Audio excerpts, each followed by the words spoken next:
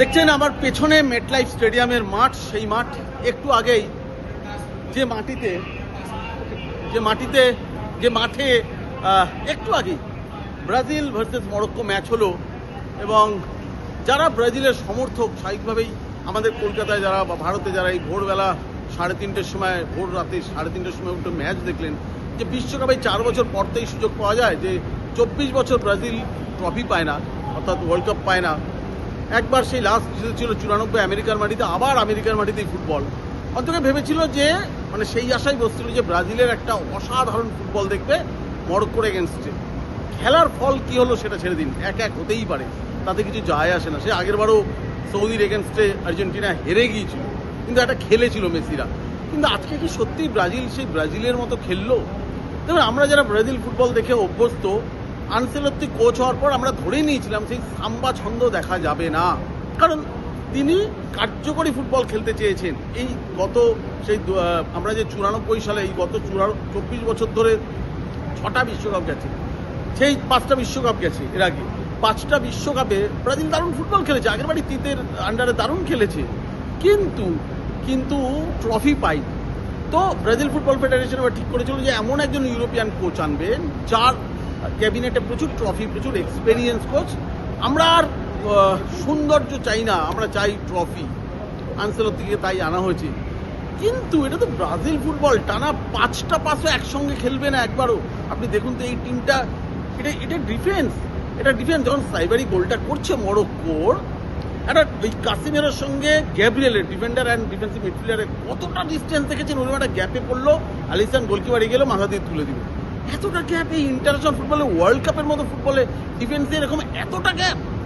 সেই pressing football কোথায়? যখন মরক্কোর প্লেয়াররা ঢুকছে, 1-16 রান করছে, পেছনে কোনো প্লেয়ার নেই। এই লেভেলের ফুটবলে 1 হাত দূরত্বে একটা প্লেয়ার থাকে, মানে এত গায়ে থাকে, একটা স্পেস দেয় না প্রচণ্ড, কোথাও এতটা জোনে গায়ে থাকে, সেখানে এতটা স্পেস মরক্কো ফুটবলাররা পেলেও কি করে?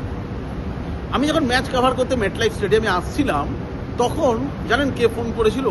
মোহনবাগানে কোচিং করে যাওয়া করিম বেঞ্চেরফা, তিনি এই মুহূর্তে কানে রয়েছেন। সেখান দিয়ে আমাকে ভিডিও কল করলো কান থেকে, বিচে বসে খাচ্ছিলেন, বললো আমি এনজয় করছি, এখানে বিচে বসে দেখবো। সে ছুটি কাটাতে গেছে, এনজয় করতে গেছে কানে। এবং আমাকে টিমটা পাঠিয়ে বললো, তখন ওর টিম অ্যানাউন্স হয়নি, টিমটা পাঠিয়ে বললো দুর্বলে যে দেখো এইটাই ফার্স্ট টিম হবে, এবং তুমি দেখে রাখো আজকে মরক্কো কি খেলে, এবং তুমি দেখে রাখো যে মরক্কো কি খেলে। আমি বলছিলাম কি বলছো, আজকে ব্রাজিল পাবে? হ্যাঁ, মরক্কো লাস্ট ইয়ারে সেমিফাইনাল গেছে। যদি আজকে মরক্কো বাজে খেলতো তাহলে বলা হতো যে লাস্ট ইয়ারটা ফ্লুক ছিল, কিন্তু আজকের পর বলতে হচ্ছে মরক্কো, এবং শুধু ডার্ক হর্স নয়, মরক্কো কিন্তু এখন রীতিমতো শক্তিশালী দল ওয়ার্ল্ড ফুটবলে।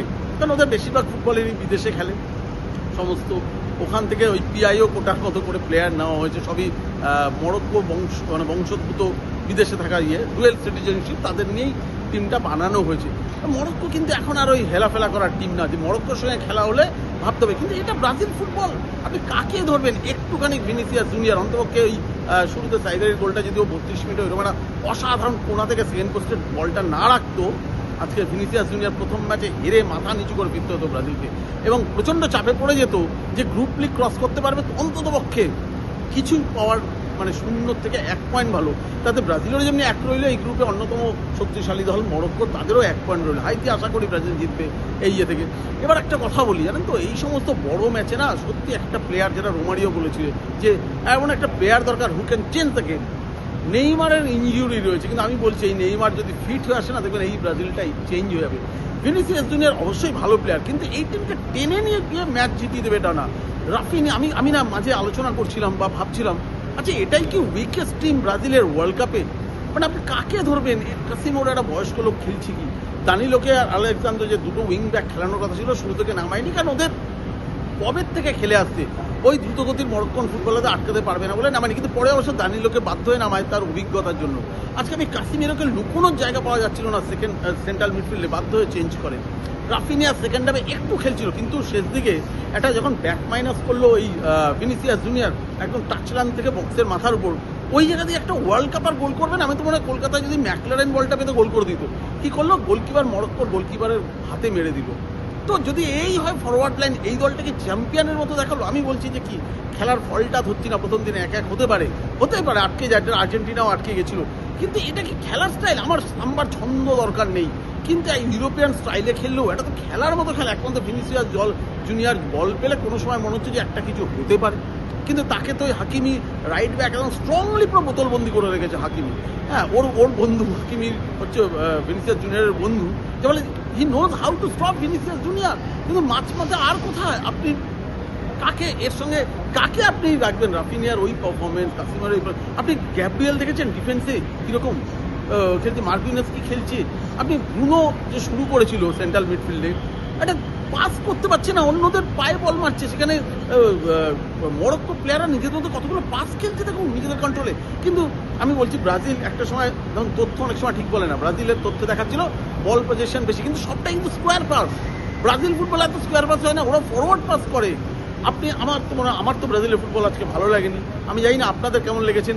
কারণ ভারতীয় দর্শকরা ব্রাজিল আর আর্জেন্টিনা এই দুটো, কলকাতায় বাঙালিরা ব্রাজিল আর আর্জেন্টিনা এই দুটো ভাগেই কিন্তু বিভক্ত। আজকে ব্রাজিল কিন্তু তাদের খেলা দিয়ে যথেষ্ট হতাশ করেছে।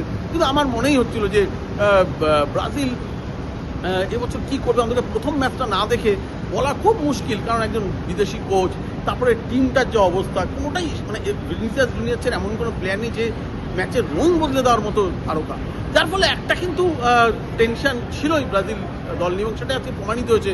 বরঞ্চ ভগবানের আশীর্বাদ বলবো যে অন্তপক্ষে 1 পয়েন্ট নিয়ে ফিরেছে, যে যদি রিকভারি করতে পারে। এবং আমি বারবার বলছি নেইমারে কিন্তু এই দলে ফিরে আসা দরকার আছে। ভীষণভাবে আনসেলত্তি চেষ্টা করছে, আমি যা শুনেছি ওদের টিমের আমি ওদের সাংবাদিকদের কাছ থেকে, যে হাইতি ম্যাচে অন্ততপক্ষে যদি 20 মিনিট খেলানো যায়, তাতে শুরুতে অন্তকে এগিয়ে থাকতে হবে ব্রাজিলকে, তবেই না 20 মিনিট খেলানোর সুযোগ পাবে। আদারওয়াইজ তো নেইমারকে টেস্ট করতে পারবে না। তো হাইতি ম্যাচে যদি শুরুতেই অ্যাটলিস্ট 1-2 গোল দিয়ে দিতে পারে, নাহলে কিন্তু খুব মুশকিল হবে নেইমারকে একটু টেস্ট করে দেখার জন্য। নেইমারের এই টিমটা কিন্তু ফেরা খুব জরুরি। নেইমার ফিরলে কি হবে, এই যে নামের ওয়েটটা আছে অপোনেন্ট টিম একটু প্রেশারে থাকবে যে নেইমারের স্কিলটা তো আছে, দরকার যেটা হচ্ছে ফিটনেসটা যদি পেয়ে। যেমন নেইমারকে যখন আনা হয়েছে নিশ্চয়ই কিছু একটা ভেবে আনসেলত্তি এনেছে, একদম আনফিট থাকলে নিশ্চয়ই আসতো না। যদি টিয়ারটা ঠিক হয়ে যায়, এটা তো আমাদের ফুটবল নয় যে টিয়ার নিয়ে নেমে পড়বে এবং ওদের অক্সিজেনের চেম্বারে রেখে অন্যভাবে চিকিৎসা হচ্ছে। যদি নেইমার নামে তাহলে ভাববেন যে ঠিকঠাক টিয়ার ঠিক করেই নেমেছে, ফিটনেস লাগবে। খেলতে যদি যায়, এই টিমটা নেইমার না ঢুকলে প্রবলেম আছে। সেন্ট্রাল মিডফিল্ডে প্লেয়ার নেই, স্টপারে ঠিক নেই। আমার আগে একটা কারা খেলতো, দানি আলভেজ অ্যান্ড মার্সেলো, দুটো উইং ব্যাক ছিল। এই টিমটা কোনোদিন রোবার্টো কার্লোস কাফু দুটো উইং ব্যাক ছিল, ভাবুন রাইট আর লেফট। সেখানে কারা খেলছে আজকে উইং ব্যাকে, যে মরক্কোর প্লেয়াররা গতিতে হারিয়ে চলে যাচ্ছে। আমি কিন্তু ব্রাজিল নিয়ে আজকে প্রথম ম্যাচ দেখে ভীষণ হতাশ। তো প্লিজ আমার মনে হয় সেকেন্ড ম্যাচ দিয়ে হয়তো হাইতি ম্যাচ দিয়ে ঘুরে দাঁড়াতে পারবে। আপনাদের কি মনে হয় আপনারা জানাবেন, কিন্তু যে গ্যালারিতে এত মানে মনে হচ্ছিল গাঁদা ফুলের বাগান বসছে, হলুদ, দর্শকরা খুশি হয়ে ফিরতে পারলো না। বরঞ্চ মরক্কোর, আমি বলবো যে আগের বার স্পেনকে হারিয়ে দিয়েছে মরক্কো, পর্তুগালকে হারিয়ে দিয়েছে, এবারও তাদের রেকর্ডে ঢুকে যেত, ব্রাজিলকে হারিয়ে দিয়েছে। মরক্কোর ফ্যানদের জন্য আমার খুবই কষ্ট লাগছে যে একটা ব্রাজিলের মতো দলকে তো রোজ হারানো যায় না। কিন্তু এটা ক্লিয়ার হয়ে গেছে যে ব্রাজিল আর শুধু নাম ভাঙিয়ে, ঐতিহ্য ভাঙিয়ে কিন্তু অপোনেন্টকে হারাতে পারবে না।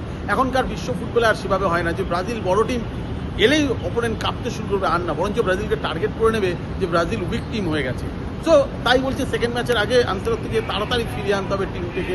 আমার মনে হয় এখানে রিকভারি করবে, যা ভুল হয়েছে সমস্ত ভুলগুলি ঠিকঠাক করে নিয়ে আবার ওরা আসবে এবং ব্রাজিল নিশ্চয়ই ফিরে আসবে। কারণ একটা আজকে পজিটিভ পয়েন্ট ওই বললাম, যখন ওকে 1 পয়েন্ট পেয়েছে, মরক্কো ভালো খেললেও কিন্তু মরক্কোর 1 পয়েন্ট। তো এটাই যে আশার আলো ব্রাজিল ফুটবলের জন্য। আশা করি এখান দিয়ে আনসেলত্তি সব পুরো টিমটা ঘুরে দাঁড়াবে এবং নেইমার দ্রুত টিমে ব্যাক করবে।